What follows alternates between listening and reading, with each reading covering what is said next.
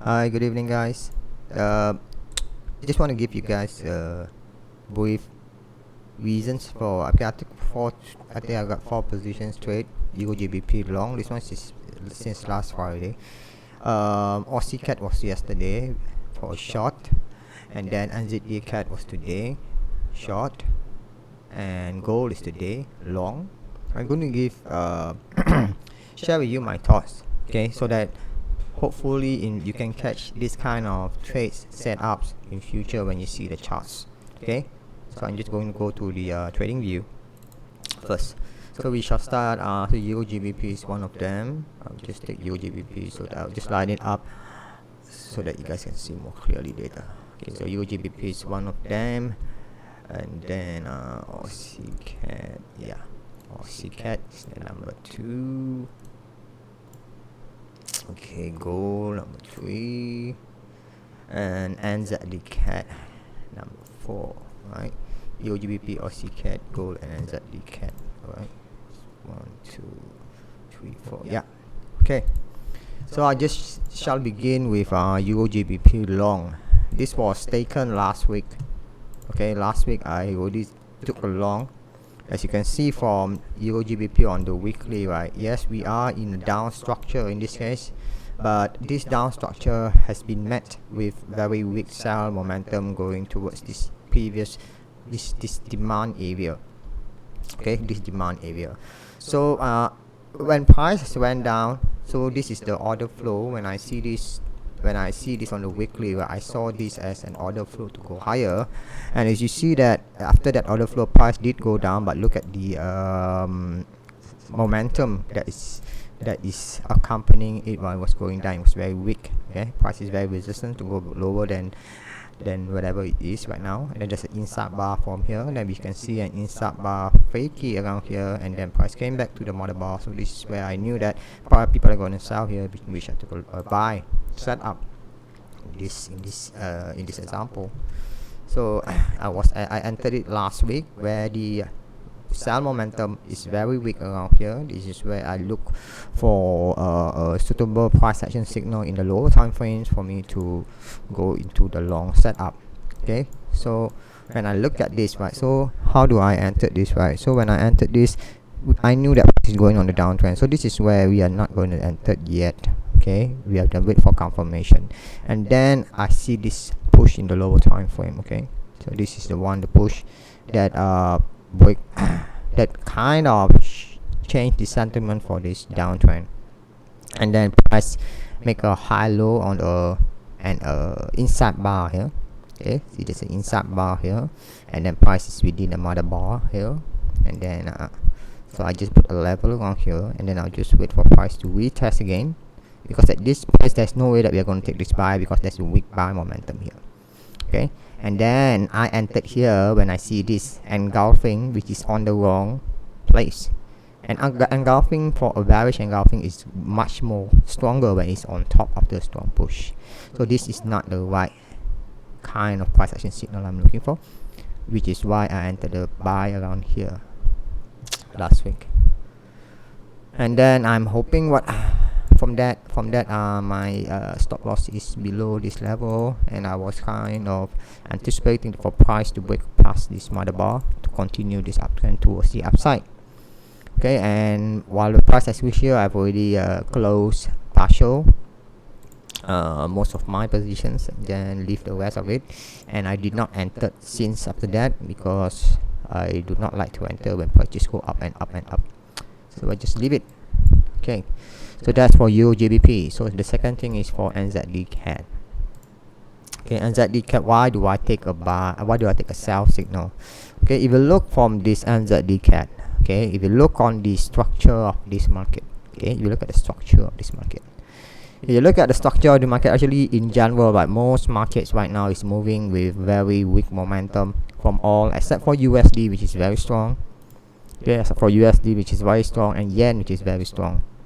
Okay, so in this case, right, we know that price in the structure for the daily, yes, it did went up. Okay, it did went up and it is an uptrend. I understand that, we do that, but the thing is, right, when I look at this, right, this is what telling me that the buyers push up, and meet with a weak buy momentum, and this rejection is a strong rejection from the sellers. Okay, the buyers initially want to push this price higher. Okay, but because of this rejection that happens at a supply zone, which for me is still good for me to take this counter trend and at least to go down here. Okay, you see the price go down here, or it breaks here, and then we should we want to enter on a short setup to go here, or price rejects here and then push up. There's a lot of multiple scenarios that can happen, right? But if we look at the daily, right, it's still a bit unclear whether will this uptrend be continuing or not. Okay, because what we see, right, the bigger structure of the market still looks to go for one more down before it's go up. It looks that way to me. So I even if I want to buy, right, I do not want to buy when price is pushing up. I do not want to buy at the supply zone. I do not want to buy at the resistance area. That's the reason why I took a short for NZDCAD today. Okay, since I have the bias to go short, that's where I look into the 4 hour. So when I look in the 4 hour, so what do I see here? In the 4 hour, I can see the inside bar is formed here, right? We see the inside bar here, and then as price went up, inside bar breakout here, but actually this is where the sellers start to come in. So when the sellers start to come in, look at how the buyers react, very weak. So from here, I knew that, okay, there is a decent setup for this short. Okay, there is a decent setup for a short, as you can see that the the sellers are coming in with a decent amount of force to push this market towards the downside of this area which I've targeted, and in this case it's an inside bar fakie. So I will kind of expecting for market to escape this low of this mother bar to reach towards here before we decide what is the market going to do next. Okay, so the thing is, as you guys may know, I like to sell when I see the buyers are weak. If I want to buy, I like to buy when the sellers are weak. Okay, so this is the rationale for NZDCAD. For AUDCAD, is because of the pin bar. Okay, it's a simple pin bar approach for NZDCAD, AUDCAD, sorry. Okay, in the AUDCAD, the same thing as we can see from here, right? Price is on an inside bar here. You can notice from here there is an inside bar here. Okay, this inside bar, as price pushing up, it looks to be an inside bar breakout, but in the end it's actually a daily inside bar force break. Okay, this is a daily inside bar force break, and that gives me a lot of confluence, telling me that, okay, since the inside bar force break has happened in the higher time frame for my daily, and technically wise still leaning towards the downside based on this bigger time frame and broader sentiment of this market, right? As price, if you can see from here, yes, there's an up and down movement, but there is no real momentum from the buyers to push this price towards up and not breaking any resistance to the top side in this case. So that false break in the daily is sort of a sell signal for me. I take it as a false. It's not just a false break; it's a false break of a supply. It's an inside bar false break, number 2, and we're still on a down structure. It's number 3. All right. So it's the same old thing. So when I look in the 4 hour after that false break, which is the signal that tells me to sell, is actually this. This is a weak buy momentum. Okay, as the sellers start to push down, the buyers did try to push the market up. This is not a buy signal. Okay, this is not a buy signal. This is just an attempt by the buyers to try to push the market higher, but it failed to push the price past the previous candle high, which is represented by this rejection here. So this is where I look for the sell. And now it's still running. So my thoughts for this pair, right? For my thoughts for this is for price to retest this demand or for price to break this demand.